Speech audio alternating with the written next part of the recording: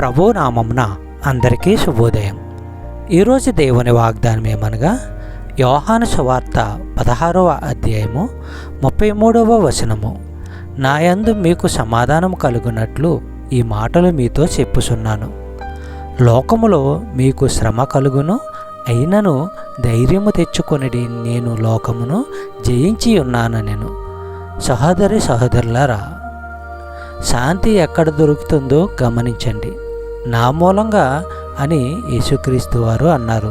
శాశ్వత శాంతి మరెక్కడా దొరకదు.